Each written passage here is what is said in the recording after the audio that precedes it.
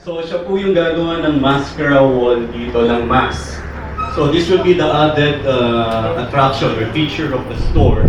I'm sure the people of Bacolod will like it very much in the store. Okay. As you enter the store, again, you will witness the yellow grand staircase with a high ceiling.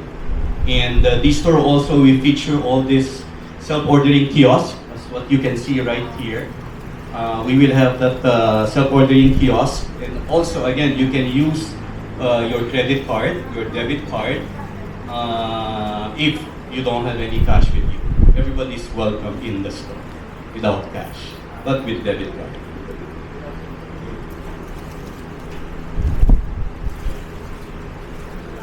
So again, we will have also the latest global standard design scheme.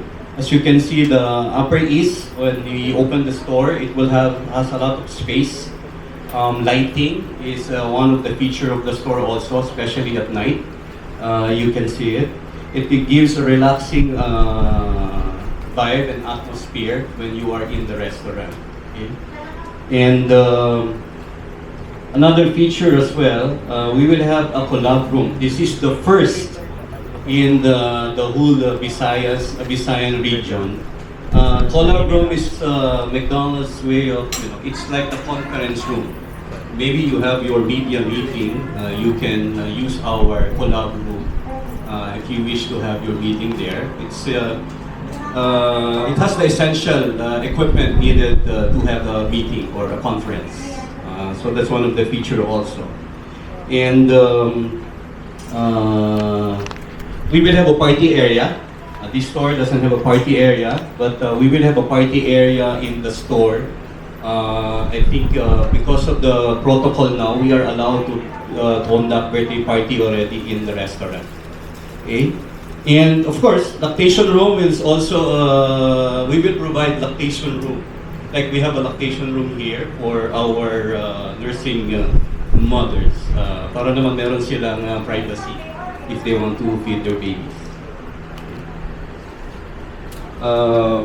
Another feature, of course, is the McCafe. We will have our own McCafe. It's exclusive. It has its own door. You can relax inside the McCafe. We will provide, of course, power outlet under the table, and we will serve pastries. And as you can see here, the McCafe here is just, there's just a divider. There, it will be exclusive McCafe room that you can enjoy and do your work if you wish to. So this is how the McCafe will look like, and that's the added feature of the restaurant. Of course, aside from that, this is experience of the future store. It has also the side-by-side drive-thru, the first in Negros. We will have a double lane drive-thru. Here we're using single lane. When we open Upper East, we will use double lane. So 2 order display, and if there's a more long line, then we will utilize the HHOT, the handheld order taking scheme. Our crew can order directly from the car to expedite the service in the drive-thru. So that's one of the features of the store. The store will also have the bike and dine, similar here in the restaurant. And we will also feature there e-bike charging station for e-bike and scooter. We will provide that e-charging station for our visiting customers and patrons in the restaurant. So that's what we're expecting to build at McDonald's Upper East.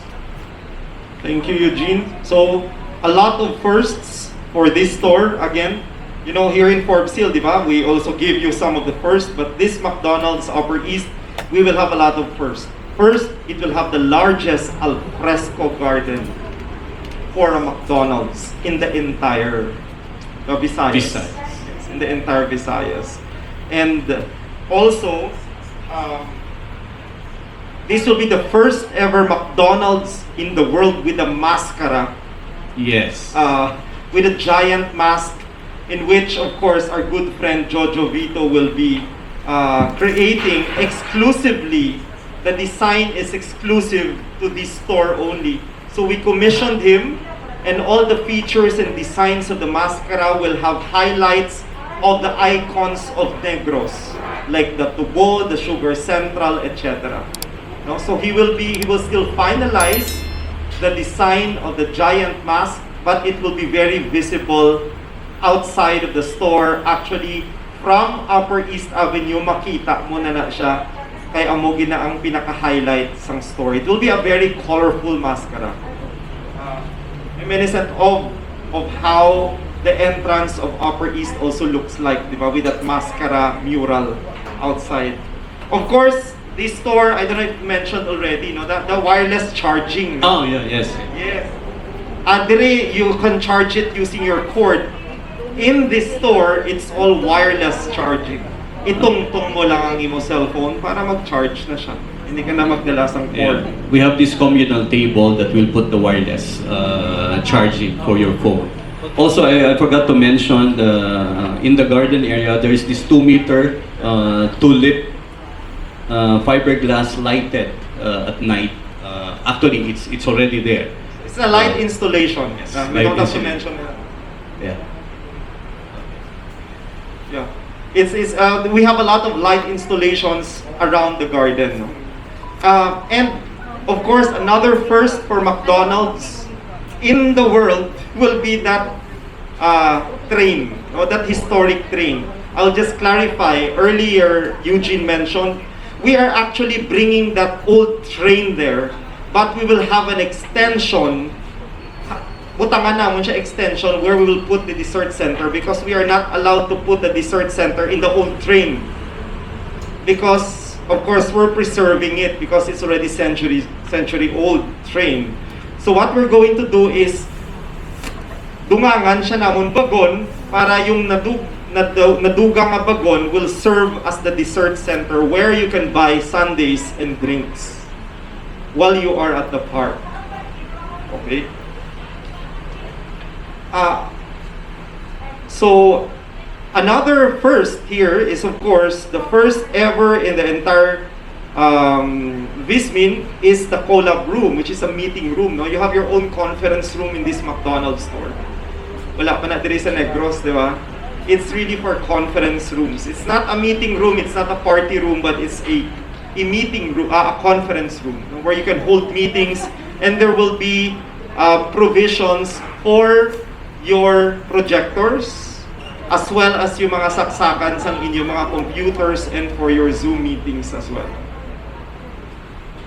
And of course, the McCafe, if you've already experienced McCafe here, as Eugene mentioned, the McCafe in Upper East will be a separate McCafe, which means it will have its own entrance from the store.